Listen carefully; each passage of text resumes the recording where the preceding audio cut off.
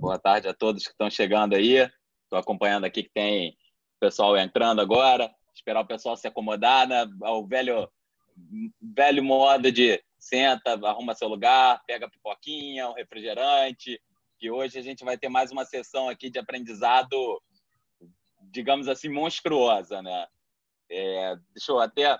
Estou acompanhando aqui a contagem, gente. Está subindo. Deixa eu ir me apresentando enquanto isso, para quem não me conhece ainda.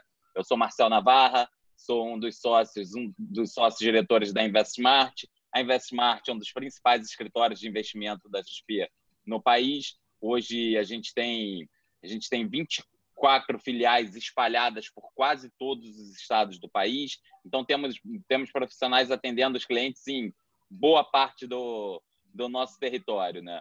Território esse que está passando ainda por mudanças, está passando por muita novidade. A gente vê que cada hora é algo novo.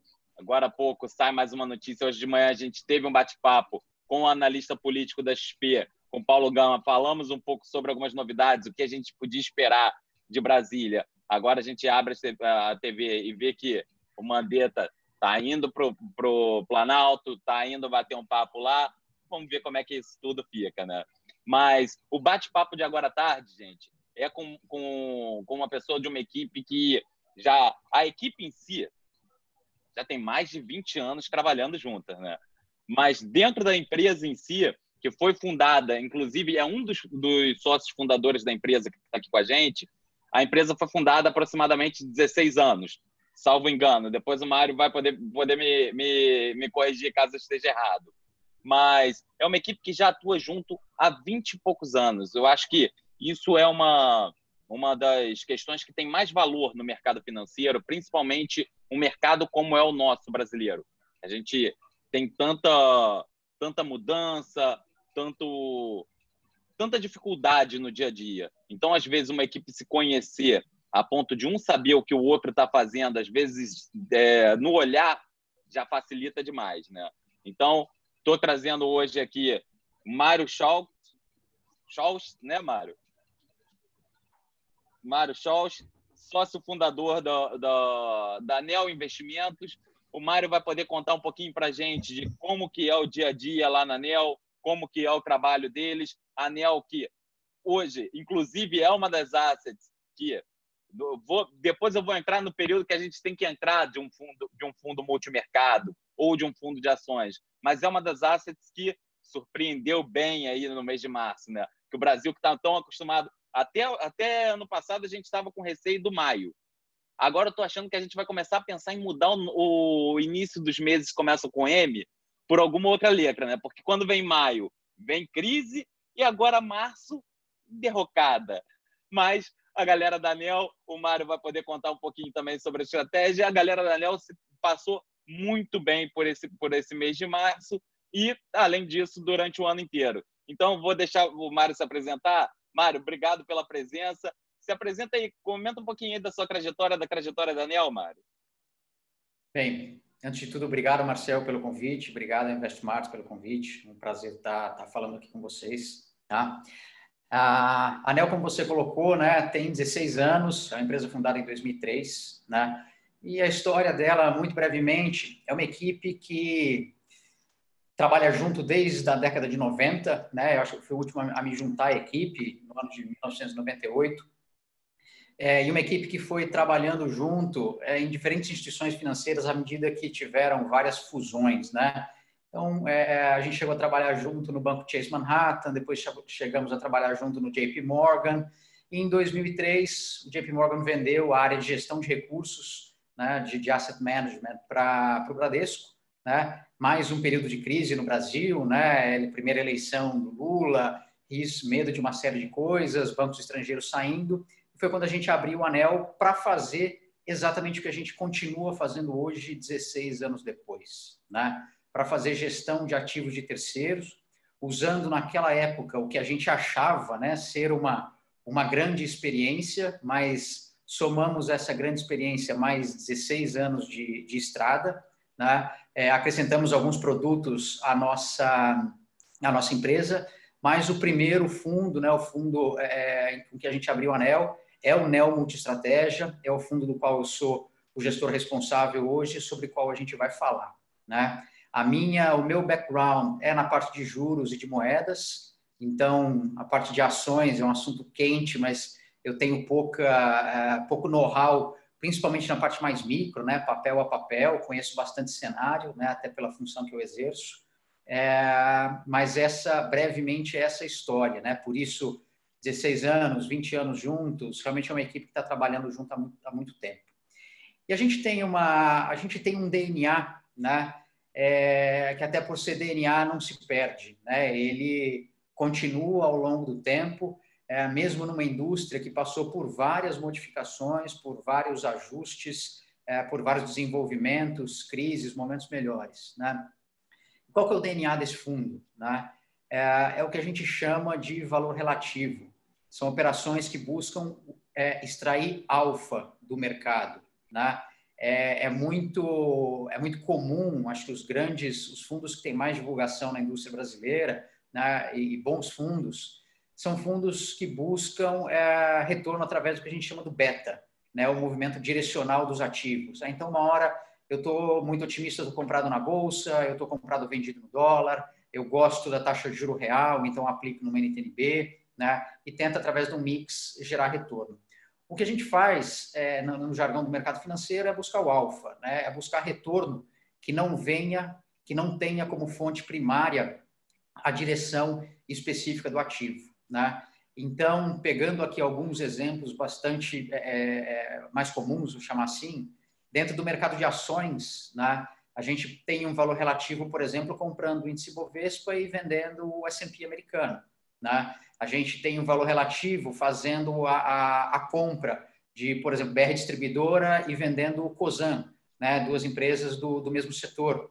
A gente tem, dentro do que eu faço, por exemplo, juros, né, trabalhar muito com inclinação de juros. Não importa para mim se os juros vai subir ou vai cair, se o Copom vai dar 50 basis points ou 25, mas o movimento relativo entre os vencimentos do mercado, né? São alguns exemplos para mostrar o que é o DNA desse fundo, né? Nós temos mandato, sim, para algumas operações de beta, mas o carro-chefe, o ganha-pão, o arroz com feijão do fundo, não é esse tipo de operação, são operações de valor relativo.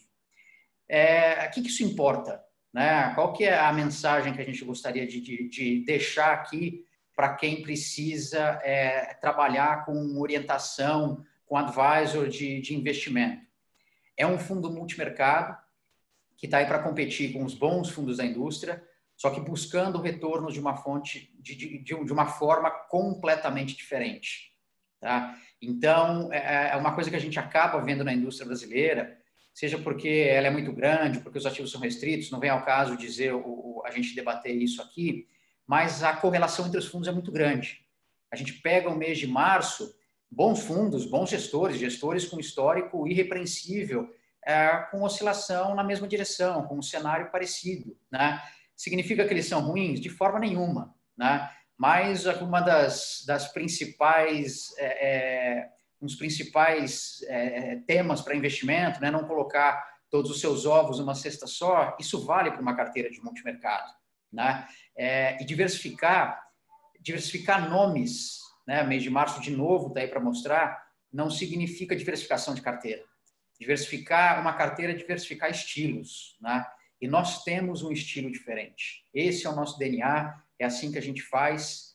E a gente tem muito mais do que um discurso, né? Um discurso do gestor, um discurso de vendas. A gente tem um histórico para mostrar isso, né? A gente pega o mês de março, a gente pega períodos como 2017, maio, como você citou, né? Os maios, né? De 17, 18. Foram períodos que o fundo se diferenciou do resto da indústria, né? Pelo fato de fazer diferente, ponto. Não significa que nós temos um viés mais pessimista ou mais otimista. O caso não é esse. O caso é realmente fazer diferente.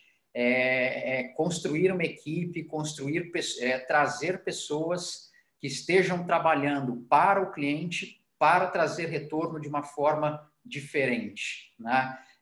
Isso tem alguns efeitos colaterais, vou dizer assim, é um fundo um pouco mais complexo, né, de entender e mesmo de vender para o cliente, né? Quando você tem um fundo que opera bolsa e câmbio, Eu estou 30% comprado no câmbio, eu estou 10% comprado na bolsa, né? O cliente, se ele olha o celular dele, ele tem mais ou menos ideia de como a cota foi, né? Então, é um diálogo mais direto. No nosso fundo, realmente, isso é mais difícil de fazer.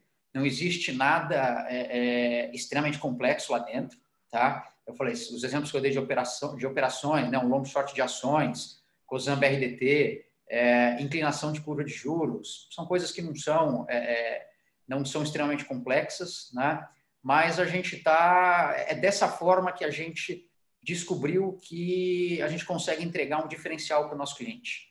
É a história trazendo um pouco de estratégia para o nosso negócio, né? Onde a gente consegue falar de vantagem competitiva. Onde é que nós temos vantagem competitiva? É nisso, né? Então, é isso que a gente procura entregar para o nosso cliente vamos dizer, na sua plenitude. É um fundo que tem volatilidade, tem drawdown. É só pegar o mês de março, foi um mês difícil, a gente sai até meio dolorido aqui do mês de março, mas é de uma forma diferente. Então, eu acho que a gente considera uma alternativa de investimento extremamente atraente para alguém que tem uma alocação em multimercado, né? Eu tenho, sei lá, 30% da carteira do meu cliente em multimercado e gostaria de ter essa carteira com uma diversificação melhor do que ter um único tipo de fundo dentro dela. Essas são essas minhas considerações iniciais. Legal, Marco. Eu acho que isso que você comentou agora faz total sentido, principalmente para esse cenário que a gente acabou de viver, né? Porque eu acho que o mercado brasileiro ainda está engatinhando, se a gente parar para avaliar. Porque o brasileiro continua fazendo ainda o início do movimento de transição ali da renda fixa, da própria poupança. A gente vê que a poupança continua sendo o maior investimento do país. E o brasileiro está começando a fazer essa troca. E muitas vezes, quando ele olha para o retrovisor, né? Ele olha ali e pensa, qual é o melhor fundo? O melhor fundo é o que deu o melhor resultado. Só que, às vezes, a gente tem um viés do ano de 2019, por exemplo. Ano de 2019, onde muita gente brincou até, né? Em 2019, a tempestade era tamanha que se você pegasse um tijolo e jogasse para o alto, ele decolava, né? Então, muita gente avaliou assim. E é legal ver uma equipe como a de vocês, que tem tanto tempo junto, para pensar, como você falou, março chegou a sair dolorido. Quando tem gente que olha o resultado em março, poxa, mas vocês fecharam bem em março, acha que foi tranquilo. Como é que foi o mês de março aí? Vou começar vou fazer duas perguntas em uma só. Primeira, essa crise tem algo semelhante com alguma das outras que vocês enfrentaram? Porque vocês passaram por algumas crises juntas, né? E, segundo, como é que foi para achar valor relativo no mês de março, né? Que imagino que deva ter sido isso que deu essa dor no pescoço aí, não foi não? Sim. Vamos lá. Ela é parecida com o que a gente já viu. Eu diria que ela é muito intensa. Ela é muito intensa e muito rápida, né? Então, nesse sentido, ela é muito diferente do que a gente já viu. Porém, a dinâmica no mercado, né, fazendo aqui uma reflexão, não tinha parado para pensar nisso, tá? Sendo muito honesto, a dinâmica de mercado é uma dinâmica semelhante, no seguinte sentido. Primeiro, uma certa negação, depois vem um movimento de liquidação de posições, limites de stop em diferentes ativos, depois vem a atuação de bancos centrais, Tesouro Nacional, etc., e depois um sentimento de incerteza muito grande, que é onde eu acho que a gente se encontra hoje, né? O que será depois disso? A gente eu brinco com os meus sócios, né? A gente, para quem acompanha um pouco de surf ali, Nazaré, em Portugal, a gente tomou a primeira onda na cabeça. Até uns 15 dias atrás, eu falava para os meus sócios o seguinte: olha, eu não consegui nem levantar a cabeça ainda da primeira onda. Estou embaixo d'água ainda, não sei se está vindo a segunda, a terceira, né? Hoje já deu para levantar, já deu para respirar, viu que, opa, vamos sobreviver, né? Então, tem uma série de incertezas, como é que eu saio daqui? Mas dá para ter uma certa visão do que vai acontecer. Então, nesse sentido, as crises, a dinâmica das crises acabam se assemelhando um pouco, né? Mês de março, como é que foi, né? realmente no meio do furacão, a primeira reação que a gente tem que ter, como gestor experimentado, é não entrar numa armadilha e saber que o mercado vai ficar completamente fora de qualquer parâmetro racional. Então, qual é a racionalidade? Uma coisa que eu vejo muita gente mais jovem falando, né? Não, esse preço não faz sentido. Não interessa, né? Nesse momento não interessa se ele faz sentido ou não. Você precisa muito mais conhecer o mercado, entender quem são os players que estão ali, eventualmente onde é que vão ser as portas de saídas que os players vão buscar, né? Porque aquelas portas de saída são onde os preços vão ficar mais errados, fazer menos sentido, né? Então, foi um pouco, uma leitura de dinâmica de mercado junto com o cenário, né? Cenário, acho que num primeiro momento ficou claro que bancos centrais, tesouros nacionais entrariam com toda a força possível e não deixariam, fariam tudo o que fosse preciso, né? Então, isso te dá uma certa diretriz. E aí é entender mercado, né? Fala de um exemplo específico, por exemplo, de juros, onde tem liquidez, que no caso do mercado brasileiro hoje são vencimentos em 2022, 2023, são os lugares onde o mercado estressou demais, né? Então, ele começa a precificar certas coisas, que aí você faz o seguinte raciocínio. Existe a possibilidade da realidade mudar completamente, do mercado explodir, né? Existe. Se isso acontecer, tá bom, o preço do mercado está correto. Probabilidade que eu atribuo para isso, 15%. Né? Os outros 85%, de alguma forma, o mercado vai normalizar. Não sei exatamente onde, como, de que jeito, mas ele se normaliza. E atrás disso que a gente foi. Né, atrás desse tipo de movimento, né, desse tipo de preço, aonde a gente não podia ter a pretensão de fazer apostas muito precisas, né? Precisava ter um range, um leque de resultados que fosse favorável às nossas posições, né, com uma probabilidade pequena de dar errado. Foi o que a gente fez, né? A gente tem uma reunião toda segunda-feira com o pessoal da área comercial lá da ANEEL. Não antecipei para eles ainda essa semana, mas a gente vem reduzindo as posições, né? O meu avião que chacoalhou, quase caiu, virou de ponta cabeça, estou conseguindo pousar o avião, está inteiro, né? E agora realmente é partir para a próxima, que são buscar outras fontes de retorno. Legal, legal, Mário. Até, pessoal, o chat está aberto ali também para qualquer dúvida. Eu vi que pintou uma dúvida agora do Fernando Kobuti. Deixa eu até aproveitar logo agora, então, para puxar essa dúvida. Você diria que o Kobuti está perguntando aqui se esse fundo tem mais a ver com um fundo long short do que com os macros? Você diria isso, Mário? Sem dúvida. Eu, de uma maneira, vou ser simplista, tá? Simplista, mas bastante objetivo. Considere como um fundo que faz long short de vários ativos. Long short é uma terminologia que a gente acaba usando mais para ações, mas, por exemplo, em juros, quando eu opero uma inclinação, é um long short de taxas de juros.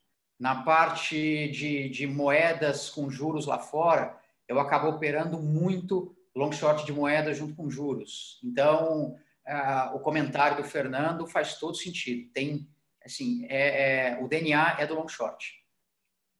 Legal, legal. Bom, até o ponto que eu ia perguntar para você antes até dessa pergunta, Fernando, mas como acabei pegando ela ali na hora, aproveitei.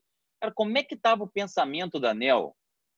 Digamos assim, poxa, vocês, os últimos 12 meses, vocês estão com resultado excelente, um resultado fora da curva, digamos, né? E a gente acabou de passar por um ano de 2019, onde foi o que eu brinquei. Muita coisa estava dando certo para a economia. Como é que estava a visão de vocês para o Brasil até antes do corona explodir e como que isso está agora? Por quê? Como você falou, vocês têm um fundo, o fundo carro-chefe é o multi. E esse multi acaba também tendo que pegar um pouco dessas tendências, né? Como você falou, seja com moeda, seja com juros, que acaba que muitas vezes o brasileiro, muita gente que está acompanhando a gente aqui, ele assemelha muito o resultado de um multimercado a ações apenas, porque não tem o conhecimento do que tem dentro de estratégia e tudo mais. Como é que estava a perspectiva de vocês aí para o Brasil e como fica agora com esse cenário pós-corona? O que vocês estão vendo aí para o nosso país? Ok, Marcelo, vamos lá para cenário, né?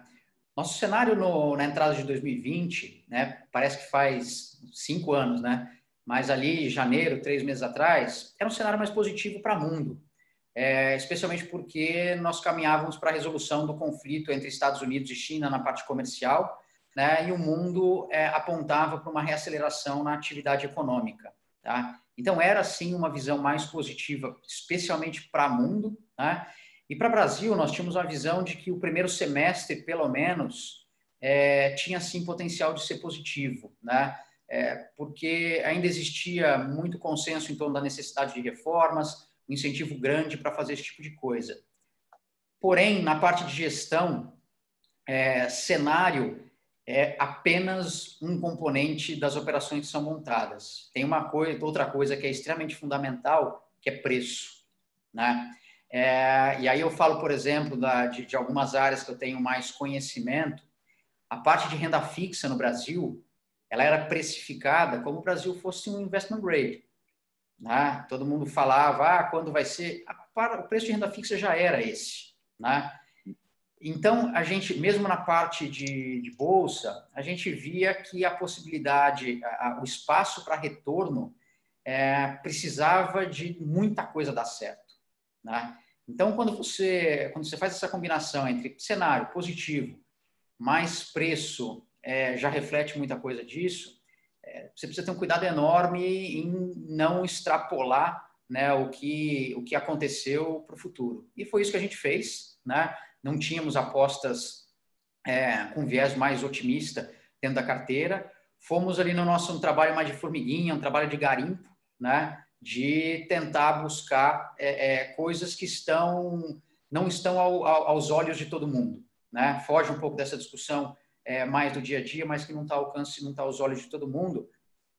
É um pouco de novo, né, números. Se a gente olhar janeiro e fevereiro também do fundo, foram meses positivos, né? Foram meses bons para o fundo, né?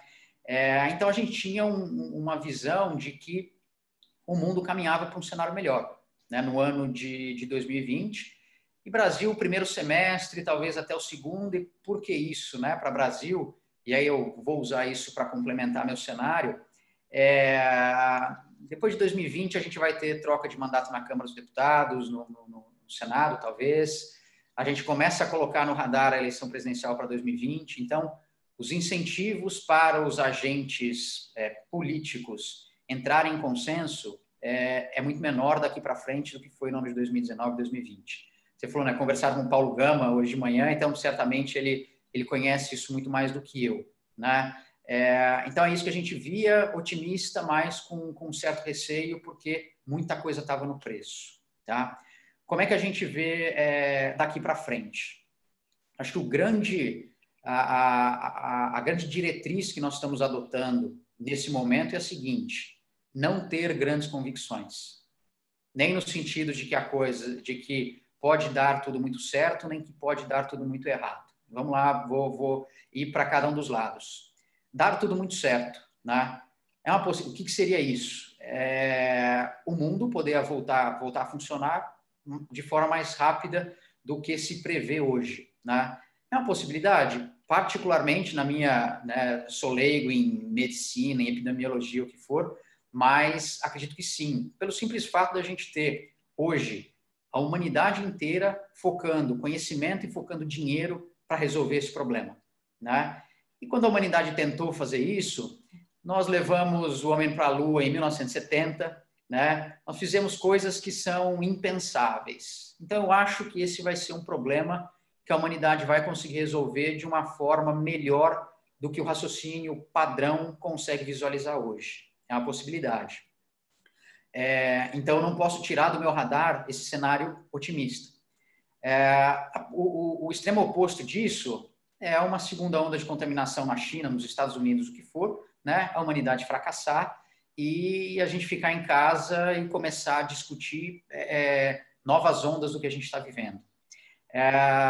Aí vem um questionamento para mim legítimo. Poxa, mas são dois cenários completamente opostos, né? Diferentes. Você não tem um cenário?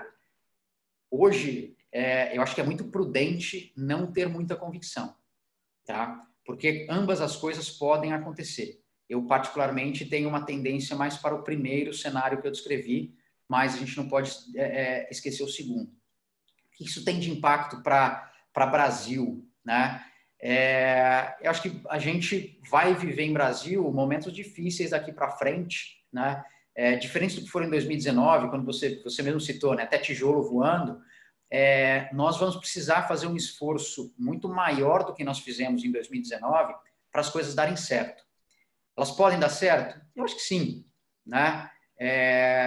Mas o esforço vai ter que ser maior do que foi em 2019. Por quê? A gente parte de um ponto pior em termos de finanças públicas, né? A gente parte com espaço menor ainda para erros. Tá? Se a gente já tinha pouco no Brasil, o espaço que a gente tem é menor ainda para erros. Tá? Essa vai ser a música que a gente vai ter que dançar em 2020, 2021, 2022. Né? Tem questões específicas, mas essa vai ser a música. Menos espaço para errar, um esforço maior ainda do que nós estávamos fazendo para conduzir uma boa política econômica, uma boa política fiscal, tá? A sociedade como um todo discutindo saídas para o que a gente está vivendo. Então, esse é o desafio que vem pelo Brasil, vem aí pela frente para o Brasil. Não é trivial, não é simples, e por isso eu não vejo o mercado financeiro com um cenário linear, um cenário de que as coisas vão melhorar muito rápida, né?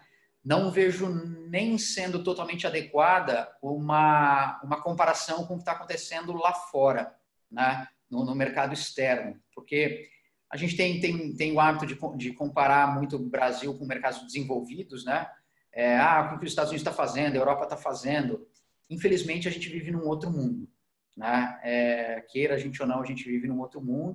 O próprio Banco Central tem alertado muito para isso, né? Que política monetária aqui se conduz de uma forma diferente do que se conduz nos países desenvolvidos. Então, a gente vai ter que digerir esse cenário um pouco mais difícil para o Brasil, e em termos de ativos, sem uma direção clara. Acho que esse é o grande ponto. Temos coisas baratas, né, especialmente se a gente for comparar com o que tínhamos há 60 dias atrás, mas a direção, para mim, está longe de ser óbvia.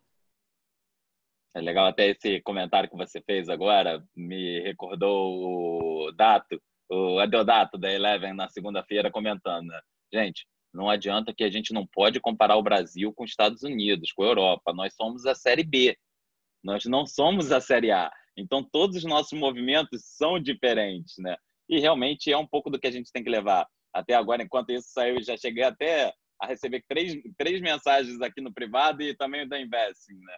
Aí eu olhei para o lado na CNN e já mostrou que já houve mudança, que o Mandetta já foi demitido e já temos o Nelson Tais como novo ministro da Saúde. E eu acho que é um pouco disso que você comentou agora, né? Esses chacoalhões todos que a gente tem próximos aí, nos próximos anos, como que será que o Brasil vai lidar? Porque realmente espaço para errar talvez não tenha muito. E até aliado a isso, acho que muita gente compara, não, porque eu estava em 2008 no mercado, e em 2009 eu ganhei dinheiro como nunca na vida. Você acha que é um comportamento que a pessoa pode levar para agora? Porque, mal ou bem, tem muita gente que compara 2008, que coloca o prêmio 2008 nas commodities. E a gente, até o ano passado, a gente colocava o prêmio Brasil nas reformas, né? Como é que está vendo isso daí? Tem como comparar de alguma forma? Eu acho que a comparação ela é muito perigosa, tá? Porque de 2008 a gente o mercado, né? A gente saiu de 2008 com uma onda de estímulo financeiro, estímulo creditício enorme, especialmente na China. E a China já deixou claro que não vai fazer isso, né? O governo lá já deixou claro que não quer isso, que isso gera uma série de desbalanceamentos, que isso não vai acontecer. Então, pela parte de commodities, a saída não vem, né? O problema que nós temos hoje para encarar no pós-crise é um problema de financiamento público, né? Tem todos os estados, os países do mundo estão demandando muito dinheiro para enfrentar o que a gente está vivendo, né? A crise de 2008 foi mais ligada à parte financeira. Então, fechar os olhos e fazer analogia, eu acho bastante perigoso, né, de fazer. São coisas diferentes. A gente vai ver movimentos de mercado, movimentos extremos de mercado, vai ver para cima, a gente vai ver eventualmente para baixo, tá? Não acho que serão movimentos lineares. Qual que é a minha visão, porém, como eu sou investidor também, né? Eu sou pessoa jurídica, eu sou um gestor, mas pessoa física eu também tenho meu portfólio, né? Aqui no Brasil. Eu acho que a gente vai viver, o cenário para o investidor brasileiro é um cenário desafiador, porque a gente não vai ter juro alto, tá? Para ter o conforto de poder ter juro alto sem tomar risco. Então, nós vamos precisar tomar risco, tá? Cada um dentro do seu apetite, mas risco vai ser necessário. Só que vai ter que ser como eu falei, fiz analogia aqui com garimpo, né? Não vai ser uma coisa fácil de você fazer ou alocar, de falar, não, coloco na bolsa porque eu sei que isso daqui vai subir, né? Eu tenho essa expectativa. Vai ser um risco mais difícil de ser tomado. Acredito que o papel de vocês como advisors, né, vai ganhar uma relevância enorme nesse ambiente, porque o primeiro movimento que acontece de retração total à tomada de risco, né, o movimento de proteção, se o cliente seguir nessa linha, ele não vai ter retorno, tá? Ele vai ter um retorno baixíssimo. Então, para rentabilizar a carteira, ele vai precisar, de alguma forma, ir à caça, né? Ir lá para a floresta tentar caçar alguma coisa, só que ele vai ter que ser muito bem assessorado, né? Ele vai ter que ser muito bem conduzido, porque o ambiente lá fora, eu acho que ele está mais perigoso do que ele era em 2019. Achei fenomenal essa analogia agora, porque realmente eu fiquei até imaginando agora, porque é um pouco disso que você comentou, a gente vem batendo muito nessa tecla, né? A gente era acostumado com juros de 1% ao mês, mas isso acabou. Isso é um cenário que a gente não tem mais. E isso trazia esse conforto para, eu ganho 1% mesmo, não estou nem aí. Agora não. Agora a gente está com esse cenário que 0,27 bruto é o que se paga. É o que se recebe hoje em dia. E aí? Isso me força a sair à caça. Só que essa selva tá cheia de predador em volta de você, né? Então, se você não for bem orientado, você acaba caindo nas garras, que é o que acaba acontecendo, né? Porque muita gente sai já, meu amigo fulano ganhou X com tal ação. Pega o dinheiro todo, joga tudo numa carteira de ações. Aí quando se machuca, volta e nunca mais quer mexer com aquilo ali. Acaba que é um pouco do que ocorre com o brasileiro de maneira geral, né? E agora a gente vai precisar realmente ter uma equipe ao lado, ter alguém para guiar, para mostrar assim, olha, não é por aí. Você não tem que pegar o seu caminho todo e levar. É como você comentou sobre o caso da ANEEL. Gente, nosso estilo de multimercado é um pouco diferente. Então, cabe sim com outros, para que não coloque todos os...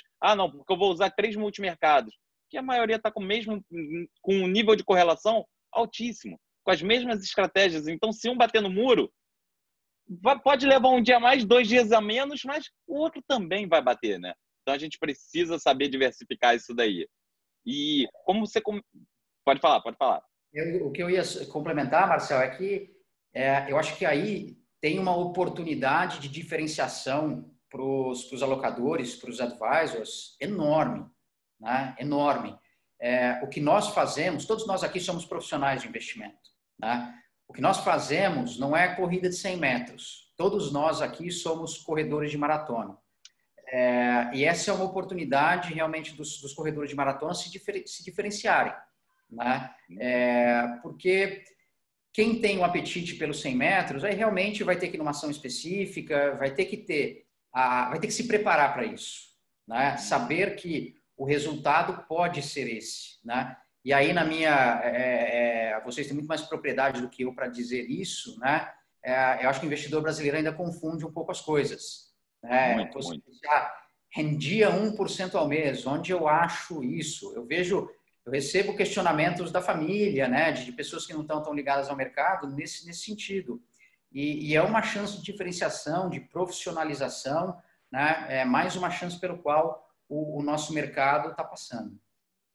Pois é. E é nesse sentido que a gente vai precisar efetivamente fazer algo diferente, porque não adianta, para a gente buscar esse resultado, é o que a gente fala aqui, ou a gente alonga prazo, ou a gente aumenta risco. E quando você alonga prazo, de certa forma, você também aumenta o risco, né? Não tem como. Mas vou aproveitar um pouco disso que você falou, dessas distorções todas. Vou pegar a pergunta aqui do Gabriel, que ele pediu para você comentar sobre o book de vol de vocês, o book de volatilidade de vocês.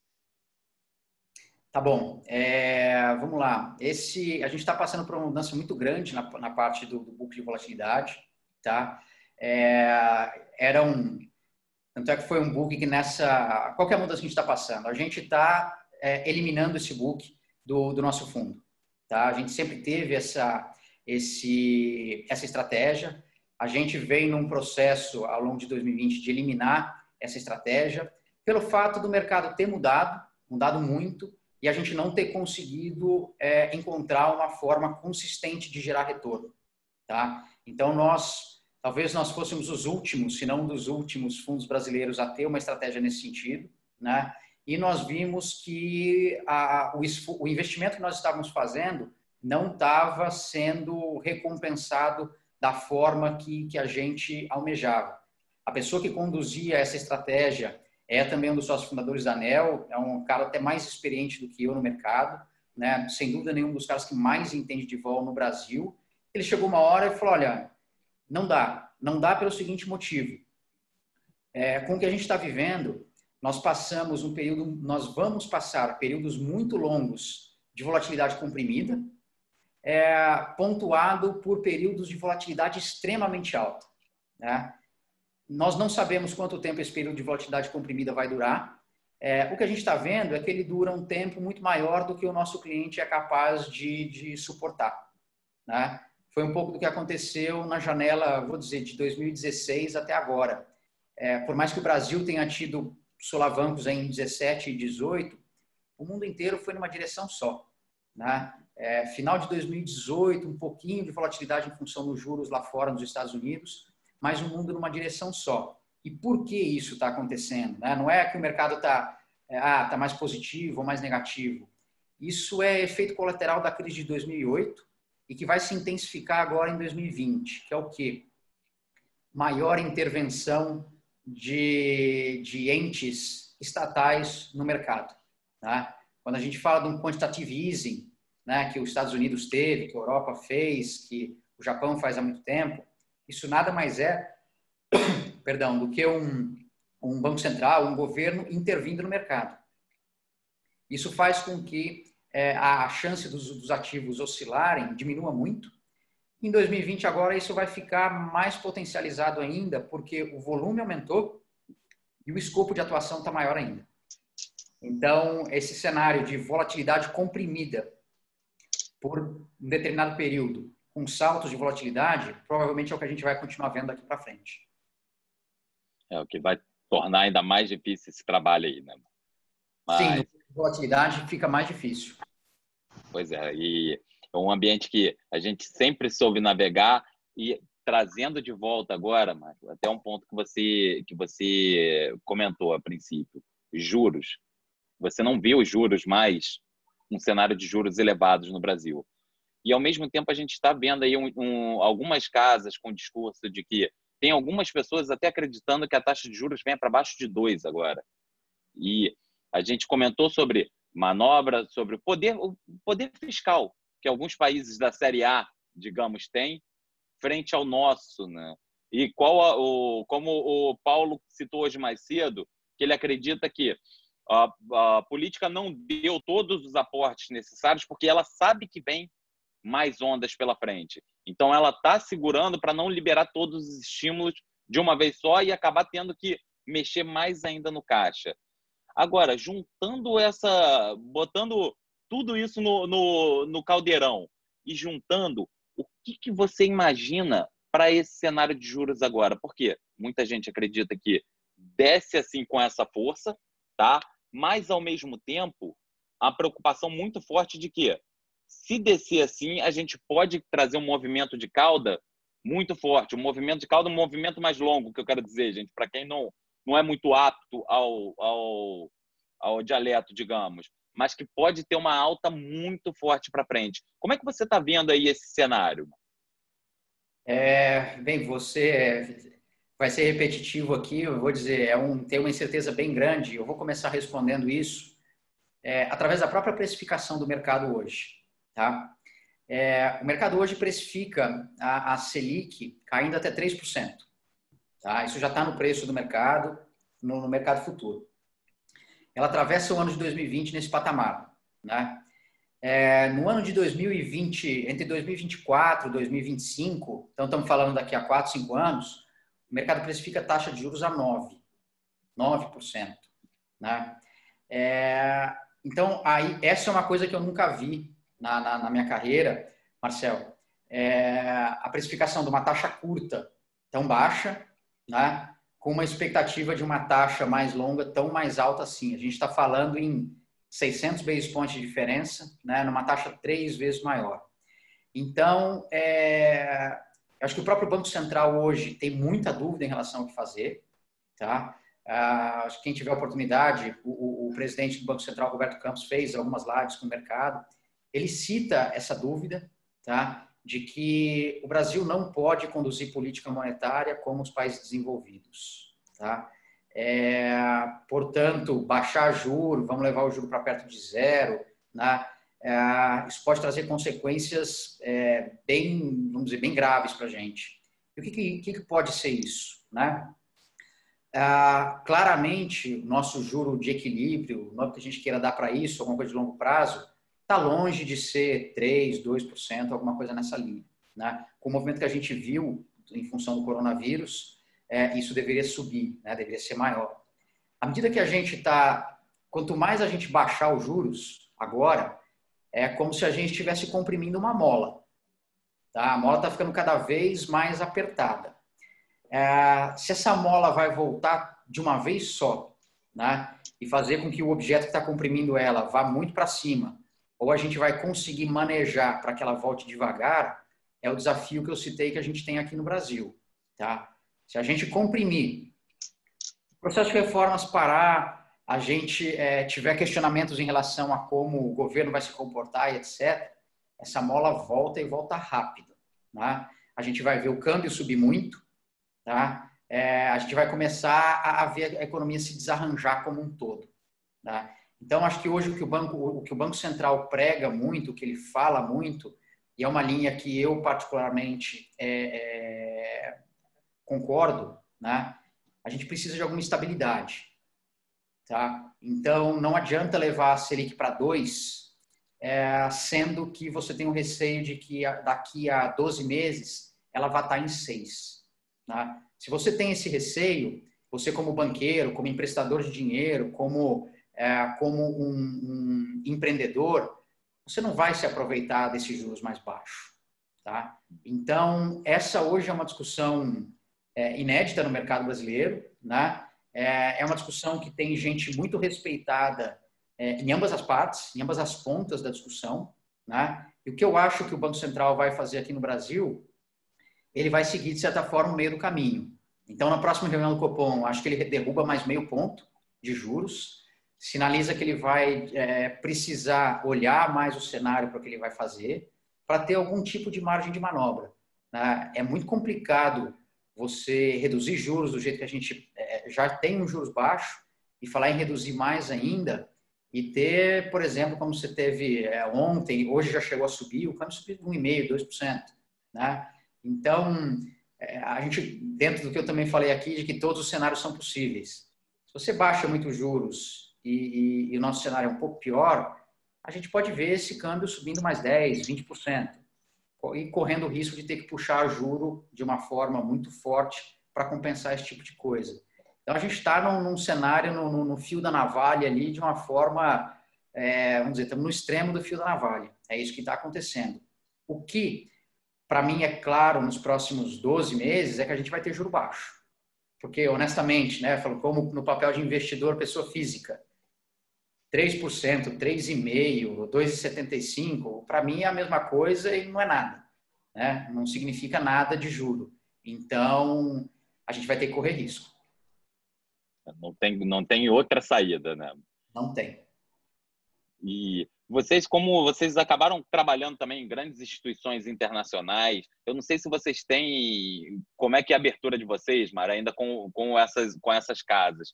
Mas uma dúvida até que bate muitas vezes nas pessoas é como é que o Brasil tem sido visto? Em conversas que vocês têm, como é que o Brasil tem sido visto aí pelos gringos, digamos? Você tem essa dimensão assim, Mara, para passar, não, olha, é Sim. isso que eu falei. A gente não tem mais o valor de 14% para o cara vir aqui botar dinheiro e, ao mesmo tempo, no cenário de posição de risco, ele não vai comprar a gente. Ele prefere comprar Estados Unidos, por exemplo. Como é que está essa relação aí do gringo com o Brasil? Tá, eu vou falar duas coisas para você. Primeiro, o que eu escuto, tá? E depois fatos, números, né? Infelizmente, o que eu escutei ao longo do ano de 2019 todo e 2020 não vai mudar, é que o interesse do estrangeiro pelo Brasil era muito baixo. Tá? Essa era uma pergunta frequente nas conversas, nas apresentações que nós temos com economistas de grandes bancos estrangeiros. Né?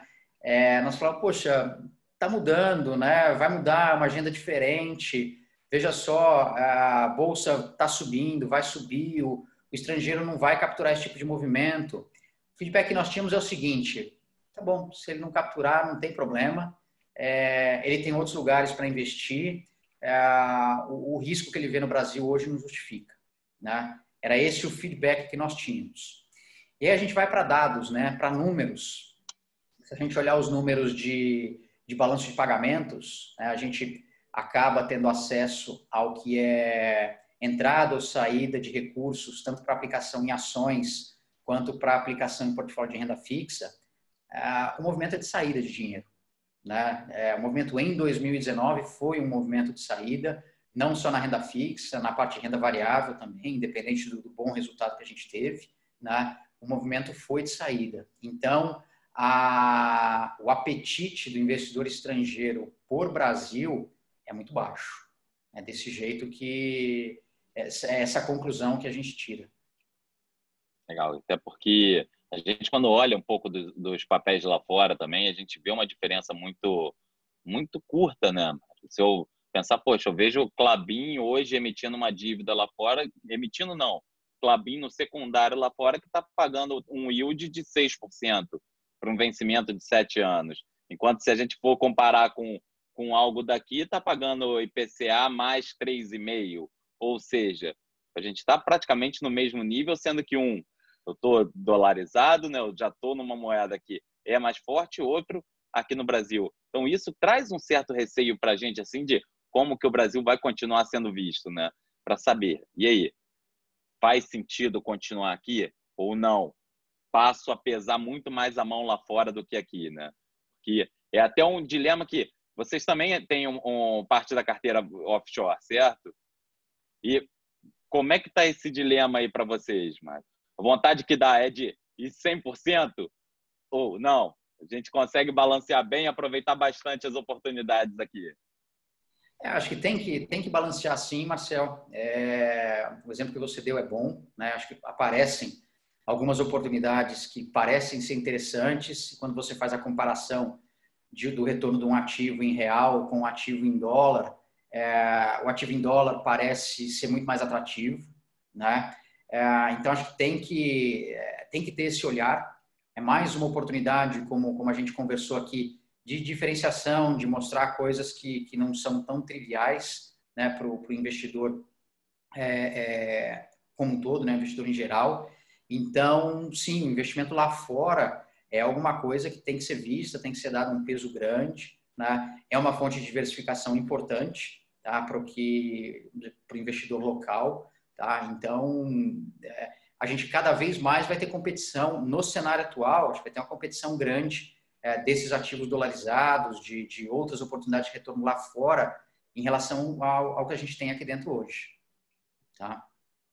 Legal. E para complementar, que essa já foi uma pegadinha de uma pergunta que vem logo na sequência, que eu já subentendi o que você falou pelas últimas perguntas, mas toda vez que a gente pensa em investir lá fora, a gente pensa também no preço da moeda, né? Aonde vai o câmbio, né?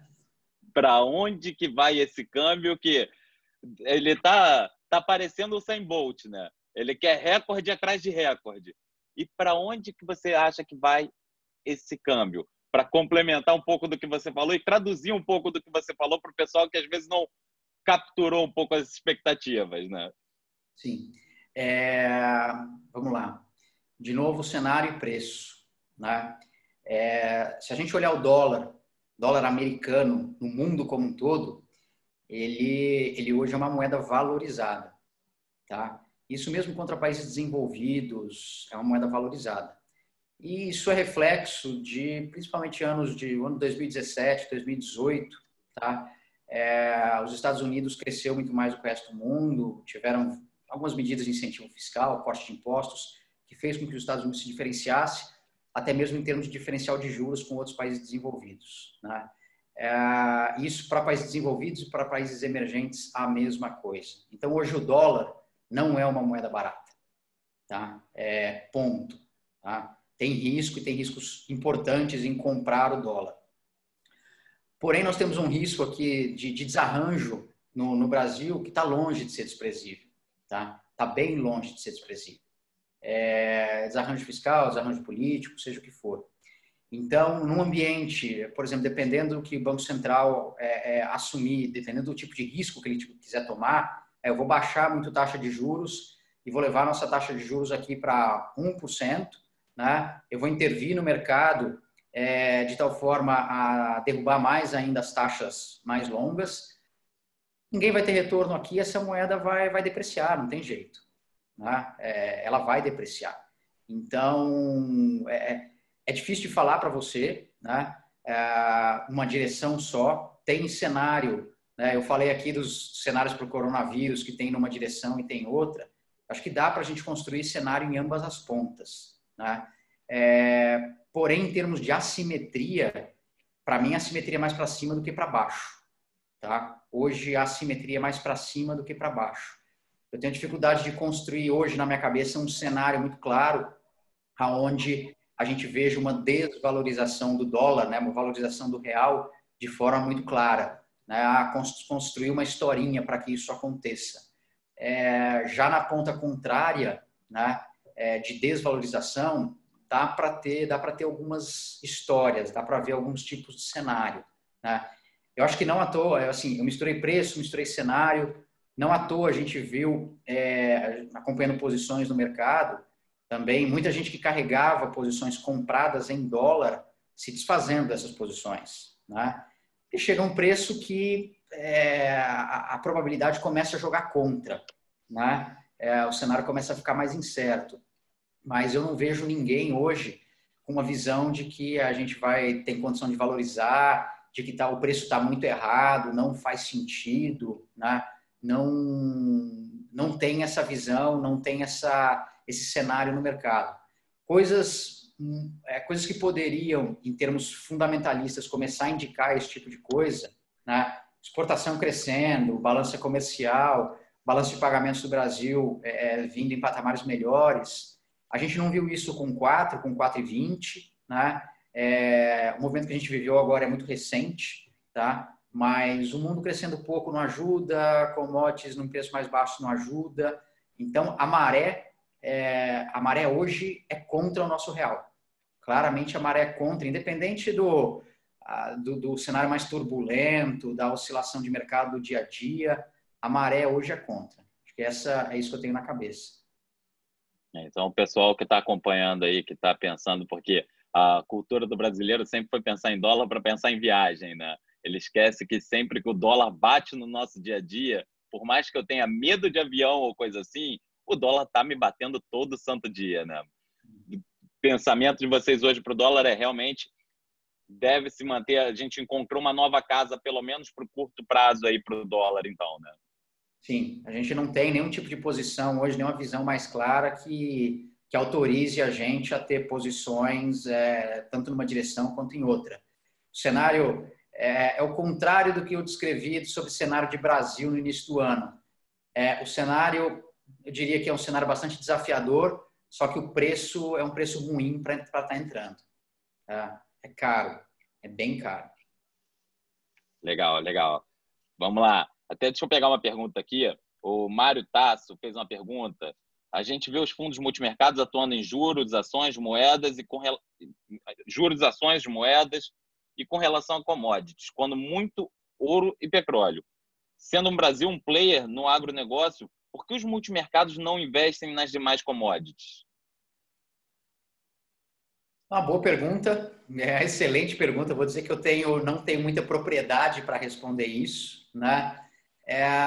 Não é um mercado, embora a gente seja um exportador de commodities, somos exportadores de petróleo e soja, né? Alguma outra coisa de produtos agrícolas, mas os carros-chefes são esses. Então, a gente conta nos dedos da mão o que a gente acaba exportando, né? E o fato de ser produtor, eu acho que não traz para os investidores aqui, para os investidores profissionais, uma vantagem competitiva, né? Que seja relevante a ponto da gente poder atuar de uma forma que seja consistentemente ganhadora de dinheiro, né? Pensando aqui na pergunta, né? A gente pega, por exemplo, o Chile, que é o maior produtor de cobre do mundo, né? O investidor chileno nem por isso vai ter uma vantagem competitiva. Então, é um mercado muito difícil, tá? Muito difícil. É um mercado muito específico, né? Vamos dizer, quem eu acho que tem uma vantagem competitiva é, por exemplo, uma Cosan tem uma vantagem competitiva dentro do açúcar, né? Certamente tem. Não sei se tem alguém com tamanho em soja que seja suficiente para ter uma vantagem competitiva. Talvez não. Talvez seja um mercado pulverizado a ponto de você, por exemplo, poder ter uma quebra de safra aqui no Brasil e ter um concorrente importante no mundo não tendo a quebra, né? Então, a gente não tem um monopólio, né? Ou uma participação tão grande num oligopólio, alguma coisa assim, que permita a gente ter essa vantagem competitiva. Quem vai ter são Cosan, talvez uma Bunge na parte de agrícolas, né? Essas tradings de mercados agrícolas. Então, são essas empresas que têm a vantagem, e é uma vantagem que é da empresa, não é da pessoa, né? Por mais que eu tenha passado 5 anos na mesa de operações da Cosan de açúcar, a partir do momento que eu saio de lá, todo o fluxo de informações eu deixo de ter, né? Trago alguma coisa, óbvio, mas não é a mesma coisa de estar lá. Então, eu imagino que seja nessa linha. Talvez até por uma liquidez e custo também, né, Mário? Porque acaba que muitas vezes você precisa ir para lá para fora para poder atuar, porque aqui você não vai ter tamanha movimentação, né? Sim. Mas vamos lá. Vamos lá. Até puxar mais uma aqui, que veio até no privado. Primeiro, dando os parabéns a vocês, né, Mário? O cliente aqui de vocês que falou, poxa, é uma das poucas posições minhas agora no mês de março que eu pude olhar e ficar mais tranquilo. Então, Paulo comentou isso daqui. Uma outra, que, claro, é aquela hora, digamos assim, de colocar a mão na bola de cristal e começar a chutar para o alto, digamos. Porque acho que para essa pergunta daqui do Gabriel está um pouco mais difícil o cenário, mas, segundo ele botou um texto grande aqui, mas eu vou puxar o finalzinho. Expectativa de vocês, colocando número a número ali, para inflação, juros, dólar e bolsa para 2020, para aquele bate pronto rápido. Pegar esses números. Olha, Gabriel, eu vou dizer que você me pegou assim, você me pegou completamente despreparado, tá? À medida que eu vou responder aqui, eu vou raciocinar até pelo seguinte, né?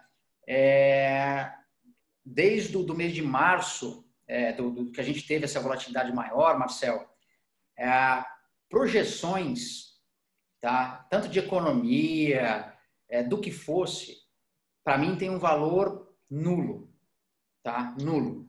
E não é que eu sei mais do que os outros, não. É que ninguém sabe nada. Com convicção nesse momento que a gente tá vivendo, né? Então, o meu esforço, vamos dizer, o meu esforço mental foi muito mais no sentido de tentar identificar o que seriam drivers de melhora e de piora, né? E o que levaria o mercado para um lado e para o outro, né? Vai muito mais nessa linha do que tentar cravar um cenário e falar, não, vai nessa direção, né? Então, eu preciso fazer esse disclaimer, e não é por não ter um cenário, é que, vou bater na tecla aí que eu já falei, a postura que nós estamos adotando é ter baixa convicção, é buscar muito mais coisas, o exemplo que você deu é bom, né? Você fala, poxa, Klabin a 6%, né? Eu acho que Klabin vai quebrar? Eu conheço um pouco de mercado de celulose e acho que não, né? Não vai quebrar. A gente vai ter juro muito alto no curto prazo? Não. Então, parece fazer sentido ter isso daí, né? Qual que é o justo disso daí? É 3,5, é 3? Não sei, né? Mas 6 parece alto. Então, vai nessa linha, hoje, o que a gente está fazendo, muito mais do que tentar buscar o preço correto, né? Fechar os nossos cenários e buscar um target correto para as coisas, né? Então, aonde eu vou começar por onde eu tenho mais propriedade? Eu acho que juros, eu não trabalharia com uma Selic no patamar que estão dizendo, abaixo de 3, tá? Eu, particularmente, tomaria esse risco de não ir para abaixo de 3. Então, a gente vai trabalhar mais ou menos nesse range, tá? Em relação a real contra dólar, acho que a gente fica mais ou menos por onde a gente está aqui. Precisa ter mais clareza. Enquanto não tiver essa clareza, a gente não vai para lugar nenhum, tá? Com a moeda, e a gente pode ter muita volatilidade, tá? Não, o caminho não vai ser linear, acho que vai ser um caminho tortuoso, tá? Ele tinha falado de bolsa também. Eu vou revelar minha ignorância, tá? Não vou querer passar de gestor de equities aqui, que honestamente não é minha praia, tá? Então, o que eu falar aqui, honestamente, Gabriel, se eu falasse alguma coisa, dê valor zero para isso, tá? Portanto, essa bolsa eu vou passar. Não sei se ficou mais alguma coisa. A inflação. Inflação. A inflação vai ser baixa no curto prazo, tá? Então, estou ok com o cenário que a grande maioria do mercado tem, que é uma inflação até abaixo do piso da meta do Banco Central, abaixo de 2,5, tá? A gente pode ver esse tipo de coisa. Porém, passado um cenário que é curto, um cenário de 3, 4 meses, de inflação muito baixa, eu não vejo a gente convivendo com inflação baixa no Brasil de forma sustentada. Tá? Então, eu questiono bastante projeções que o mercado tem de inflação ano que vem, por exemplo, a 3 baixo, né? 3,20, 3,30. E por que isso? Né? Aí eu vou falar mais de onde eu conheço. Por bem ou por mal, a inflação é um dos caminhos pelos quais a gente pode tratar essa questão de falta de recursos para lidar com N problemas que o Brasil tem. Tá? Nós temos muito mais problemas do que recursos, nós temos muito mais demandas pela solução de problemas do que recursos. A inflação é uma consequência disso. Né? Quando você precisa emitir dinheiro, quando você não tem o seu fiscal muito bem arrumado. Pode ser que a gente viva isso. Então, essa sim é uma posição que hoje nós temos no fundo, e hoje eu estou passando do namoro para o noivado com essa posição, né? No sentido de estar me comprometendo mais com ela, que é uma posição de compra de inflação implícita. Tá? A inflação implícita ela é muito baixa, está precificada muito baixa no Brasil, né?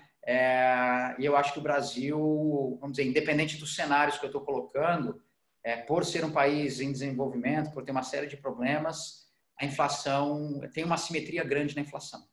Tá? Então, hoje, se eu tivesse que escolher entre a taxa de juros nominal, uma LTN, né, ou a taxa de juro real, uma NTNB, sem dúvida nenhuma, eu correria o risco na NTNB e não na taxa nominal. Sem dúvida nenhuma. Legal, acho que já resume bem aí, né, Mário? A gente já até estourou um pouquinho o tempo aqui, Mário, até você comentou agora há pouco sobre esse lance da Klabin. Cara, realmente é um efeito que, para muitos que não conhecem, gente, mercado lá fora, gente, eu vi título do Banco do Brasil essa semana remunerando a 9,8. É um absurdo isso, a gente vê. Porque, mal ou bem, você vai comprar Banco do Brasil aqui, você não vai ter isso. Se lá fora você tem um título perpétuo a 9,8, a vontade que dá é de pegar tudo e falar assim, joga e vai, né? Mas, Mário, muito obrigado. Vou pedir para você deixar o recado final do Mário, o recado final da Nel para todo mundo que está aqui, para os clientes de vocês que estão aqui, o horizonte de vocês, acho que você já passou um pouco. Pedir para você passar o recado final para todo mundo aí. Meu recado final, Marcel, vai no sentido de frisar que nós, profissionais do mercado financeiro, temos uma oportunidade nesse momento de nos diferenciarmos, tá? De sair do trivial. E esse trivial envolve conhecer coisas diferentes, envolve investir em coisas diferentes, né? Envolve tomar um pouco mais de risco, né? Quando você investe em uma coisa diferente, você está tomando um tipo de risco, né? Mas existem várias oportunidades aí no mercado, né, que não são de conhecimento das pessoas que são mais novas nesse ambiente que a gente vive. Acho que a Neo é um exemplo disso, o Neo Multimercado é um exemplo disso, como esse que eu estou citando, existem outros. Então, é a hora, sim, da gente vamos lá, garimpar essas coisas, né, ter um trabalho que é um trabalho um pouco mais árduo, né? As frutas mais fáceis de serem pegas, elas foram pegas. Agora a gente vai ter que ver como sobe na árvore, né? Como é que faz as coisas acontecerem. Mas é aí que a gente vai conseguir se diferenciar, é aí que o cliente vai realmente ver valor naquilo que a gente está fazendo, né? E não achar que ele pode fazer por si só, que é simples, né? Ele é um médico e à noite ele vai lá e opera ação, ele é um advogado e opera ação à noite. Não é assim que funciona, né? Então, a gente tem esse caminho, essa oportunidade como profissionais escancarada aí para a gente aproveitar. Legal, Mário. Mais uma vez, muito obrigado aí pela presença, Mário. Poxa, uma aula dada aí para todos os presentes.